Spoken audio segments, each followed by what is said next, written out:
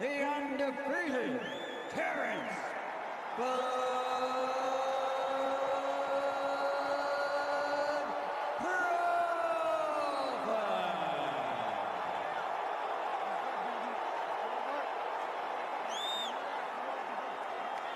And fighting out of the red corner, wearing black and gold, officially weighing in at 167.5 pounds. In 67 professional fights, he has 63 victories, including 39 wins by knockout. Only 2 defeats with 2 draws.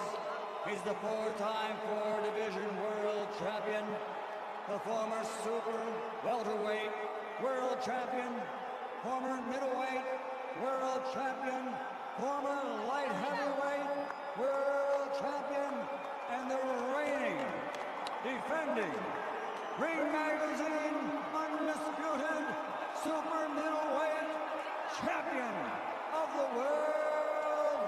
Damas y caballeros de Guadalajara, Sinaloa, Mexico, Saul Canelo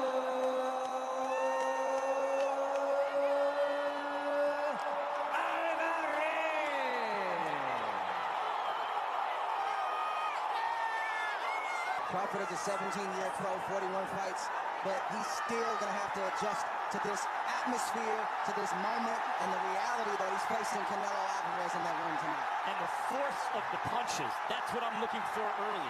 How does Crawford react to the force of Canelo Alvarez's punches, especially to the body? Canelo looks slightly bigger than Terence, but that's not the tell-all. The tell-all is when they clinch. The tell-all is when those punches get thrown. And to your point, when they start to land. Crawford had knocked out 11 straight foes before going the distance with Madrimov back in August of 2024. Madrimov is the biggest opponent he's faced as a pro, and it seemed largely because of the size his most difficult. And that was 2 divisions south of here.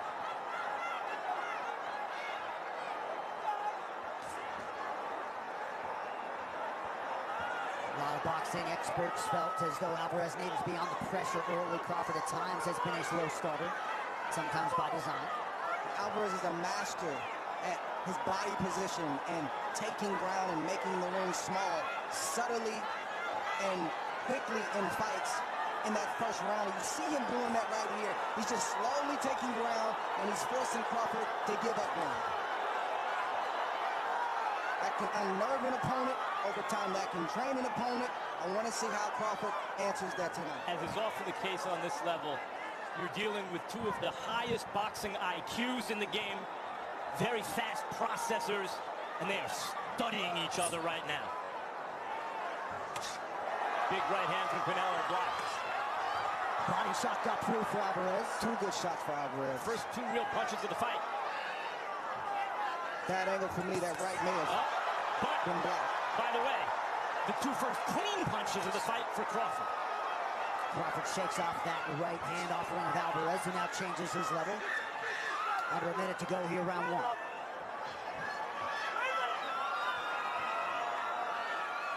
Everything Canelo's thrown so far, it's been with force, but it's been blocked. That attempt also blocked by Crawford. The way Canelo throws, you better block those. That one landed, left hook to the body. Good shot from Canelo. Crawford can't give up too many of those. That's where you find out, is Crawford big enough? Can he take those kind of shots? Over time. Over time.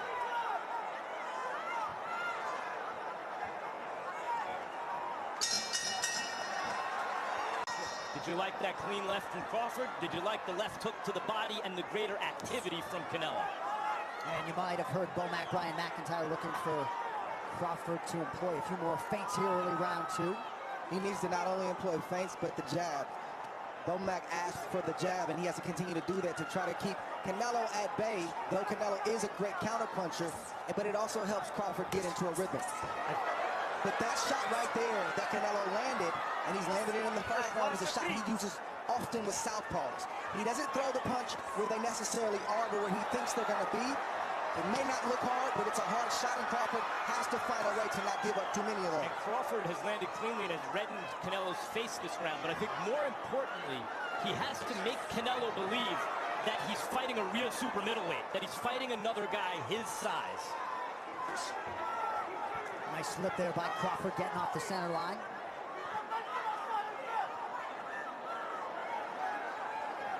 Canelo is not a jabber. It's not something he does very often.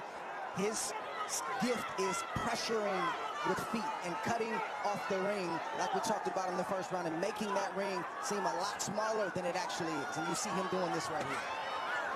Partial land to the body by Alvarez. Under 2 minutes here, round 2. Crawford not only has to jab, good exchange from both guys. Looked like Crawford touched Alvarez on the way in. But he also has to feint. Canelo has to look like he's going to do something even when he's not. It keeps the harder puncher off balance, keeps him thinking, and allows Crawford to land shots that may not be knockout shots, but shots that get respect and build points. Crawford's doing some good work. But now the question is, if and when Canelo lands cleanly upstairs, what happens? Because that has not happened yet. And he is a big, strong super middleweight. Canelo looks a lot different tonight than he did yesterday at the weigh-in. Rehydrated. There was no rehydration clause, by the way. Canelo can weigh whatever he wants tonight. After making weight yesterday morning. And Crawford seemed none too concerned.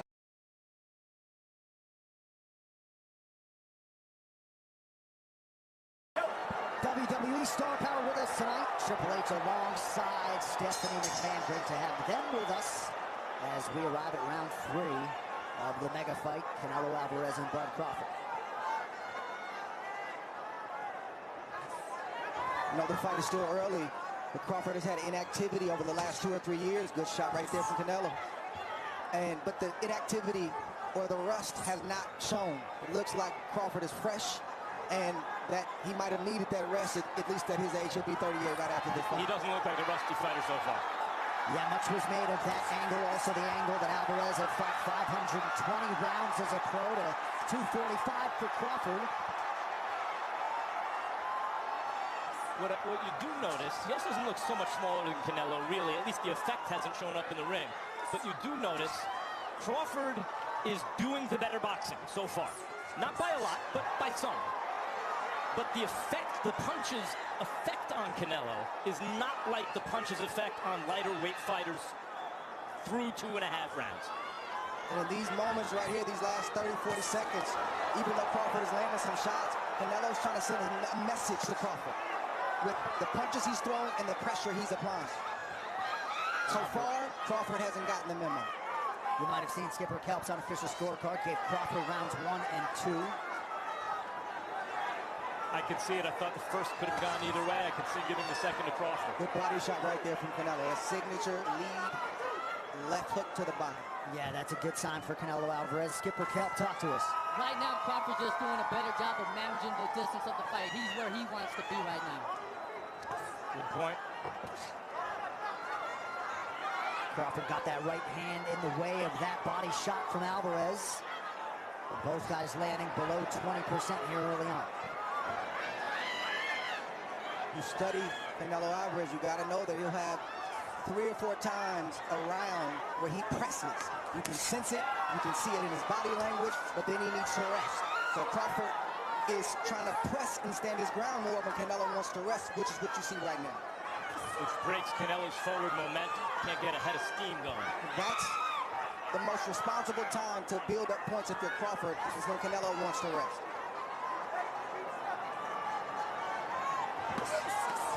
Good response by Crawford after Alvarez touched the body. Yeah, we know that Crawford is the sharper boxer. What we haven't seen yet is what happens if and when Canelo lands something hard upstairs.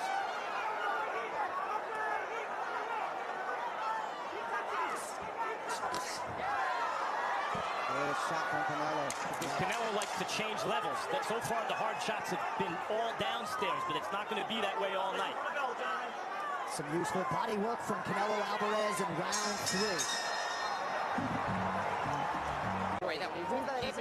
Irvin Magic Johnson was not gonna miss being front row for Canelo versus Crawford. Here we go, just like that, round 4 of a possible 12.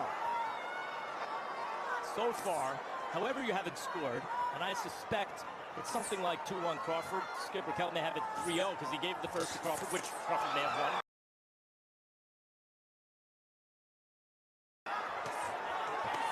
Right up the guard now for Crawford. Shortly after Canelo had landed his most consequential strike of the fight and landed a right hand there. Crawford's got to make that adjustment. Canelo seems to be able to land that right hand, the overhand right and the straight right as often as he wants to. Well, I feel like Crawford's catching it mostly with his glove, Andre. But you don't have to land clean to inflict damage. That's right. It's not something you want to give a guy like Canelo early in this fight. And then Canelo just hit him hard in the chest with that right hand. And that's the first real clean, hard power shot upstairs that landed cleanly for Canelo. Alvarez starting to open up here. 1 minute to go in round 4. Good moments from Canelo. Downstairs, upstairs, good counter, but Canelo's getting in a bit of a groove right here.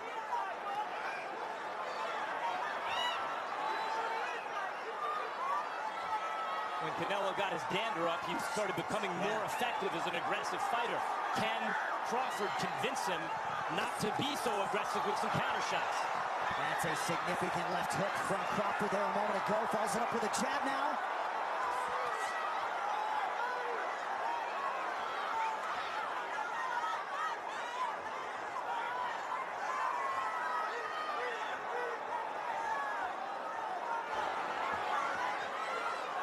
Side-to-side movement from Crawford, nothing fancy. Fundamental boxing just to keep Canelo Alvarez just off balance, just enough. Listen for the bell. Alvarez commits to the right hand and lands.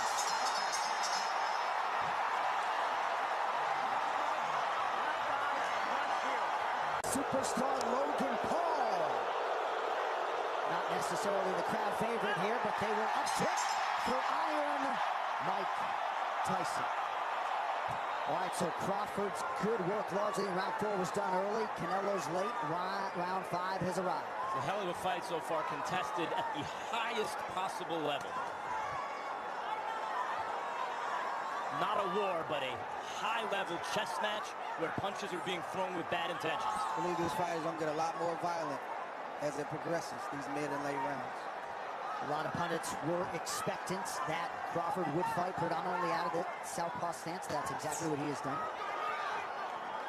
He seems to be more comfortable in his biggest moments in that left-handed stance. At least these last 5 or 6 years, you see him predominantly good right hand from Canelo fighting that left-handed stance almost exclusively. Canelo doing some very good boxing in this round from the outside. Again, Canelo doesn't jab, and he's able to still land punches. Imagine if he did come behind the jab. I think he's learned how to not be a jabber, but have right foot position to get the shot that he wants. And that means, well, there was a jab, but everything comes hard from Canelo. Both fighters just missed some very dangerous shots. Crowd trying to get behind the Mexican superstar. You may have seen Skipper Kelp as yet hasn't found a round for Canelo Alvarez through 4. Might find this one if it keeps up like this. He's keeping Crawford's hands largely at home by staying busy, head and body. Good counter jab there from Crawford.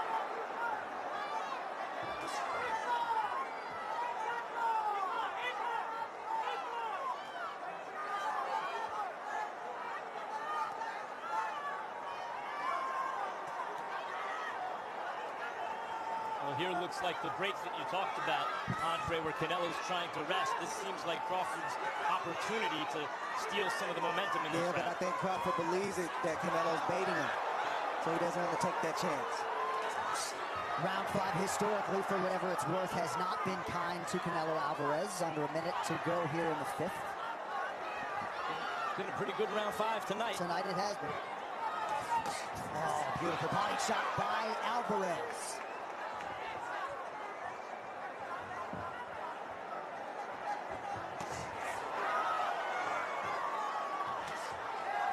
Body shot gets through. Headshot was blocked by Crawford. Crawford on his bike there.